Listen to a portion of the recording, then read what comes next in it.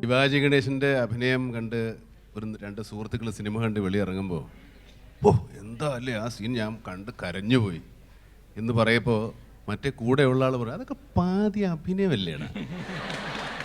അതുപോലെ ഈ ജീവിതത്തിൽ ഞാൻ നിങ്ങൾ കേട്ട് കേൾവിയുള്ളതുപോലെ ഒന്നും ഒട്ടും സീരിയസ് അല്ല. സീരിയസ് ആയിട്ടുള്ള ഒരാൾക്കൊന്നും ഒരു കലാകാരനാകാൻ പറ്റില്ല. പിന്നെ ജീവിതത്തിൻ്റെ എല്ലാത്തിനോടും നമ്മുടെ അനുഭവത്തിൽ കാണുന്ന എല്ലാത്തിനോടും അനുഭവം ഉണ്ടാകുന്ന എല്ലാത്തിനോടും വളരെ സ്വാഭാവികമായിട്ടും വളരെ ലളിതമായിട്ടും പ്രതികരിക്കുന്ന ഒരാൾക്ക് മാത്രമേ കലാകാരനാകാൻ പറ്റൂ. ഞാൻ സംഗതിവശാൽ അവതരിപ്പിച്ചിട്ടുള്ള കൂടുതൽ കഥാപാത്രങ്ങൾക്കും ഗൗരവ സ്വഭാവം ഉണ്ടായിപ്പോയതുകൊണ്ടാണ്. അത് ഒരു പട്ടാളക്കാരനായാലും ശരി പോലീസുകാരനായാലും ശരി ഒരുപാട് ഗൗരവമുള്ള കഥാപാത്രങ്ങളായിട്ടാണ് നമ്മൾ കൽപ്പിക്കപ്പെട്ടിരിക്കുന്നത്. അല്ലാതെ ഞാൻ അതിനായിട്ട് പ്രത്യേകിച്ചൊരു തയ്യാറെടുപ്പോ പ്രത്യേകം ഗൗരവം ഒന്നും കൊടുത്തിട്ടില്ല. പട്ടാളത്തിലെ പട്ടാഭിരാമൻ ഒരു ഗൗരവക്കാരനല്ല, കുറച്ചുകൂടെ ലളിത സ്വഭാവക്കാരനും കുറച്ചുകൂടെ നിങ്ങളൊക്കെ നേരത്തെ പറഞ്ഞ പോലെ ലൈറ്റ് ഹാർട്ടഡ് ആണ്. നമുക്ക് ഞാൻ മാഫയുടെ പ്രസിഡന്റാണ്. പേര് ഷബീർ അലി ഖാൻ. മാഫ എന്ന് വെച്ച് കഴിഞ്ഞാൽ മമ്മൂട്ടി ഫാൻസ് അസോസിയേഷൻ. ഞങ്ങൾ ക്ലാസ് +2 ആയിരുന്നപ്പോൾ ഞങ്ങളുടെ ക്ലാസ് രണ്ടായിട്ട് ഡിവൈഡ് ചെയ്തൊക്കെ ആയിരുന്നു. മാഫ എന്ന് പറഞ്ഞു മോഫ എന്നും പറഞ്ഞു. മാഫ എന്ന് വെച്ചാൽ മമ്മൂട്ടി ഫാൻസ് അസോസിയേഷൻ. മനസ്സിലായി. ഞങ്ങൾ കോളേജിൽ പഠിക്കുന്ന കാലത്ത് കുറച്ചു കാലം മുമ്പാണെന്ന് വെച്ചോളൂ, വളരെ ഗൗരവത്തോടുകൂടി സിനിമയെ കാണുന്ന, സിനിമയെടുക്കുന്ന, സിനിമ നിർമ്മിക്കുന്ന, സംവിധാനം ചെയ്യുന്ന സംവിധായകർക്കും നിർമ്മാതാക്കൾക്കും അന്നത്തെ കലാലയ വിദ്യാർത്ഥികളുടെ ഒരുപാട് സപ്പോർട്ടുണ്ടായിരുന്നു. ഇന്നില്ലെന്നല്ല ഞാൻ പറയും, ഇന്ന് അങ്ങനത്തെ സിനിമ ഉണ്ടാവുന്നില്ല. ഉണ്ടാവാത്തതിൻ്റെ കാരണം ഈ സിനിമയുടെ അങ്ങനത്തെ സിനിമകളുടെ ചിലവ് കൂടിയതുണ്ടാവാം, ഇല്ലെന്ന് ഞാൻ പറയുന്നില്ല. പക്ഷേ ഇനിയും നല്ല സിനിമകൾ ഈ പറയുന്ന പോലെ ഇപ്പോൾ മതിലുകളും പൊന്തന്മാടുമൊക്കെ എടുത്താൽ സാധാരണ ഒരു തൊഴിലാളികളോ അല്ലെങ്കിൽ അതുപോലെ സിനിമ വിനോദത്തിന് വേണ്ടി മാത്രം കാണുന്നവരോ കണ്ട് അങ്ങനത്തെ സിനിമകൾ വിജയിപ്പിക്കാൻ പറ്റില്ല. ഒരു പരീക്ഷണം അല്ലെങ്കിൽ സിനിമ ലോകോത്തരമായിട്ട് ഉണ്ടാക്കിയെടുക്കണമെങ്കിൽ നമുക്ക് ഒരുപക്ഷെ വിരസമായ കഥാതന്തു തന്നെ തിരഞ്ഞെടുക്കേണ്ടി വരും. അതിന് ഈ പറഞ്ഞ പോലെ കലാലയ വിദ്യാർത്ഥികൾ, യൂണിവേഴ്സിറ്റി സ്റ്റുഡൻസ് ആണ് സിനിമയെ സപ്പോർട്ട് ചെയ്യേണ്ടത്. നിങ്ങളുടെ സിനിമയുടെ സമീപനം കുറച്ചുകൂടെ, എപ്പോഴും വേണ്ട, ഇടയ്ക്കൊക്കെ ഒന്ന് ഗൗരവമാക്കുന്നത് നല്ലതാണ്. അങ്ങനെയുണ്ടെങ്കിൽ ഒരുപക്ഷെ നല്ല സിനിമകൾ, ഗൗരവമുള്ള സിനിമകളുണ്ടാവും.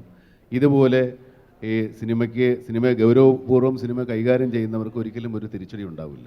തീർച്ചയായും ഇതൊരു റിക്വസ്റ്റാണ്. ഞാൻ നേരത്തെ പറഞ്ഞതുപോലെ പല അപേക്ഷകളിൽ ഒരപേക്ഷ എൻ്റെ കുഞ്ഞനിയന്മാരോട്, പലരും മക്കളെ പ്രായമുള്ളവരും ഉണ്ടാവും, കുഞ്ഞനിയന്മാരോട് ഞാൻ പറയുന്നത്, നമ്മുടെ സിനിമ നമ്മുടേത് മാത്രമാണ്. നമ്മൾ അഭിമാനം കൊള്ളുമ്പോഴൊക്കെ നമ്മൾ എല്ലാ കാര്യത്തിലും അഭിമാനം കൊള്ളുന്നുണ്ടാവും. അതിലൊക്കെ നമ്മുടെ ഭാഗത്തുനിന്ന് ഒരു കോൺട്രിബ്യൂഷൻ, നമ്മൾ എന്തെങ്കിലും അതിനു വേണ്ടി ചെയ്തിട്ടുണ്ടാവും. നമ്മുടെ സിനിമ അതാണ്. നമ്മുടെ സിനിമ ലോകോത്തരമാണ്. മലയാള സിനിമ ബംഗാളി സിനിമയേക്കാൾ വലുതാണ്. ഇന്ത്യയിൽ ഏറ്റവും നല്ല സിനിമ ഉണ്ടാക്കുന്നത് മലയാളികളാണെന്ന് മറ്റുള്ളവർ പറയുമ്പോൾ നമ്മൾ അതിനു വേണ്ടി എന്ത് ചെയ്തു എന്നൊന്ന് ആലോചിക്കുന്നത് നല്ലതാണ്. നമ്മൾ പ്രത്യേകിച്ചൊന്നും ചെയ്യണ്ട. ഒരു പ്രാവശ്യം നമ്മൾ അഭിമാനിക്കുന്ന, നമ്മൾ നെഞ്ചോട് ചേർത്ത് വെച്ച് അഭിമാനിക്കുന്ന, നമ്മൾ തലയിലേറ്റ് വെച്ച് അഭിമാനിക്കുന്ന നമ്മുടെ നല്ല സിനിമകൾ നമ്മൾ ഒരിക്കലെങ്കിലും ഒറ്റ പ്രാവശ്യം കണ്ടാൽ മതി. ഇനി നല്ല സിനിമകൾ മാത്രമേ നമ്മുടെ മലയാളത്തിലുണ്ടാവുള്ളൂ. ദയവേത് നല്ലതല്ലെന്ന് നിങ്ങൾക്ക് തോന്നുന്ന സിനിമ കാണുമെന്ന് ഞാൻ പറയുന്നില്ല. പക്ഷേ നല്ല സിനിമ എടുക്കാൻ ആഗ്രഹിക്കുന്നവർക്ക് തീർച്ചയായിട്ടും ഈ കലാലയത്തിൽ യൂണിവേഴ്സിറ്റി സ്റ്റുഡൻസ് ആയിരിക്കണം എപ്പോഴും സപ്പോർട്ട് ചെയ്യേണ്ടത്. കലാലയ വിദ്യാർത്ഥികൾ, കലാശാല വിദ്യാർത്ഥികൾ എപ്പോഴും നല്ല സിനിമയുടെ ഉണ്ടാവുമെന്ന് എനിക്ക് ഉറപ്പുണ്ട്. നമ്മൾ ഏകദേശം മമ്മൂക്കയും നമ്മളുടെ മറ്റ് മുഖ്യ അതിഥികളുമൊക്കെ ആയിട്ടുള്ള നമ്മളുടെ ഈ ചാറ്റ് ഷോ സ്റ്റുഡൻസിലെടുത്ത് ഏകദേശം പര്യവസാനിക്കാൻ പോവുകയാണ്. ഒരു ക്വസ്റ്റ്യൻ കൂടെ ഇവിടെ എന്താണ്, ചില നടന്മാരൊക്കെ ഈ ചോക്ലേറ്റ് അപ്പിയറൻസ് ആണ് അല്ലേ? പക്ഷെ മമ്മൂക്ക എന്ന് പറയുമ്പോൾ ഒരു ബോൾഡ്നെസ്സോട് കൂടിയ ഒരു ചോക്ലേറ്റ് അപ്പിയറൻസ് ആണ്, ശരിയല്ലേ? അതുപോലെ തന്നെ ഇതുപോലെ ചില നടന്മാര് ഈ പല ഫംഗ്ഷനിലൊക്കെ പങ്കെടുക്കാൻ പോവുകയാണെങ്കിൽ ഈ ക്രൗഡിന്റെ ഇടയിൽ കൂടെ നടന്നു പോവില്ലേ? അപ്പൊ അതുപോലെ ചിലര് ഈ നല്ല മിടുക്കന്മാരും മിടുക്കികളും ചിലരുണ്ടാവും, തോണ്ടല്, പിടിക്കല്, മാന്തല്, പിച്ചലൊക്കെ ഉണ്ടാവും. അങ്ങനെയൊക്കെ ഒരു സംഭവം ഉണ്ടാവും. പക്ഷെ മമ്മൂക്കായാണ് ആ സ്ഥാനത്തോടെ പോകുന്നതെങ്കിൽ മമ്മൂക്കായാണ് ആ സ്ഥാനത്തോടെ പോകണമെങ്കിൽ ഈ മിടുക്കന്മാരും മിടുക്കികളും ഒന്ന് തോണ്ട ശ്രമിച്ചാൽ തന്നെ ഒന്ന് മറിക്കും. കാരണം എന്താണെന്ന് വെച്ചാൽ മമ്മൂക്കയുടെ ഇലക്ട്രോ മാഗ്നറ്റിക് വേവ്സ് പോലെയുള്ള സൗണ്ട് കൊണ്ട് I don't like it, don't repeat it എന്നൊന്നും പറയൂന്ന് പേടിച്ചിട്ടല്ല, മമ്മൂക്കാനോടുള്ളൊരു ബഹുമാനം കൊണ്ടാണ്. വളരെ സന്തോഷം, വളരെ സന്തോഷം. ആരാധനയും അതോടൊപ്പം തന്നെ ഒരു ബഹുമാനമുണ്ട്. അങ്ങനെ മമ്മൂക്കൊക്കെ ഫീൽ ചെയ്യാറുണ്ടോ? ഇത് പറ്റി പറഞ്ഞപ്പോഴാണ് ഞാൻ മറ്റൊരു സംഭവം ഓർമ്മിക്കുന്നത്.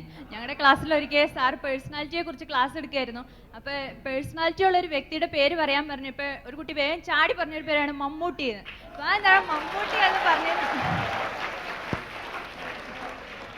എന്താണ് മമ്മൂട്ടി എന്ന് തന്നെ പറഞ്ഞതെന്ന് ചോദിച്ചപ്പോൾ ആ വിദ്വാൻ പറഞ്ഞ എങ്ങനെയാണ്, മമ്മൂട്ടിയുടെ ഒരു പേഴ്സണാലിറ്റി എന്നൊക്കെ പറഞ്ഞാൽ ഒരു 1.5 പേഴ്സണാലിറ്റി വരും എന്നാണ് പറഞ്ഞത്. പട്ടാള എന്ന ഈ സിനിമയിൽ നല്ല കോമഡിയൊക്കെ കലർത്തിയിട്ട് ഒരു വേഷമാണ് ചെയ്തിരിക്കുന്നത്. നന്നായിട്ടുണ്ട്, ഞങ്ങൾക്ക് വളരെ ഇഷ്ടപ്പെട്ടു. അപ്പോൾ ഇനിയും ഇതുപോലെയുള്ള വേഷങ്ങൾ ചെയ്യാൻ താല്പര്യമുണ്ടോ? പിന്നെ ഇതുപോലെയുള്ള വേഷങ്ങളെ ചെയ്യാനേ താല്പര്യമുള്ളൂ. ഈ പേഴ്സണാലിറ്റിയെ പറ്റി ഒരു വാക്ക് ഞാൻ പറഞ്ഞു. മമ്മൂട്ടിയുടെ ആകാര ഭംഗിയല്ല പേഴ്സണാലിറ്റി. പേഴ്സണാലിറ്റി എന്ന് പറയുന്നത് വ്യക്തിത്വമാണ്. ഞാൻ നേരത്തെ പറഞ്ഞതുപോലെ നമ്മുടെ സ്വാതന്ത്ര്യം അപരൻ്റെ മൂക്കിന് താഴെ വരെ ഉള്ളൂ. ഇതിനങ്ങോട്ടേക്ക് അങ്ങനെ മൂക്കിൽ മുട്ടും. അത് നമ്മൾ അറിയുക, സംസ്കാരമുള്ളവരായിരിക്കുക, പെരുമാറ്റം നന്നാവുക, ആളുകളോട് സംസാരിക്കുമ്പോൾ ഒരു ജാതി മമ്മൂട്ടി സംസാരിക്കുന്ന പോലെ റഫാവരുത്. വളരെ വിനയവും സംസ്കാരവും പെരുമാറ്റത്തിലും പുരുഷന്മാരോടും സ്ത്രീകളോടും ഉള്ളതായ നല്ല പെരുമാറ്റം പെരുമാറുകയും നല്ലോണം നല്ല ജീവിത രീതിയും മറ്റുള്ളവർക്ക് ഉദാഹരിക്കപ്പെടുന്ന രീതിയിൽ ജീവിക്കുന്ന ആളാണ് വ്യക്തി, ഏറ്റവും നല്ല പേഴ്സൺ. അയാൾക്കാണ് പേഴ്സണാലിറ്റി. ഒരുപക്ഷെ നിങ്ങൾ എന്നിൽ അങ്ങനെ ഒരു പേഴ്സണാലിറ്റി കണ്ടെത്തിയതിൽ എനിക്ക് വളരെ സന്തോഷമുണ്ട്. ഇനി എൻ്റെ വ്യക്തിത്വം, എൻ്റെ പെരുമാറ്റം, എൻ്റെ രീതികൾ, എൻ്റെ അപ്രോച്ചുകളൊക്കെ നിങ്ങൾക്ക് അനുകരിക്കാവുന്നതാണെങ്കിൽ അതിലും സന്തോഷമുണ്ട്. ഞാൻ ഒരിക്കലും ഒരു തലമുറയെ വഴിതെറ്റിക്കാൻ ഒരു കാരണമാവുകയില്ല എന്ന് നിങ്ങൾക്ക് ഞാൻ ഉറപ്പു തരികയാണ്. തീർച്ചയായിട്ടും നിങ്ങൾക്കൊരു നല്ല വഴികാട്ടിയും നല്ല സുഹൃത്തും നല്ല ഗുരുനാഥനുമായിരിക്കും ആയിത്തീരാനാണ് എൻ്റെ ആഗ്രഹം. തീർച്ചയായിട്ടും എൻ്റെ നല്ല ഫോളോവേഴ്സ്, സ്നേഹിക്കുന്ന, എന്നെ ഇഷ്ടപ്പെടുന്ന, എൻ്റെ പ്രവൃത്തികളെ അനുകരിക്കാൻ തക്ക തരത്തിൽ നല്ല പ്രവൃത്തികൾ ചെയ്യാൻ എനിക്ക് സർവേശ്വരൻ അവസരമുണ്ടാക്കട്ടെ എന്ന് പ്രാർത്ഥിക്കുന്നു.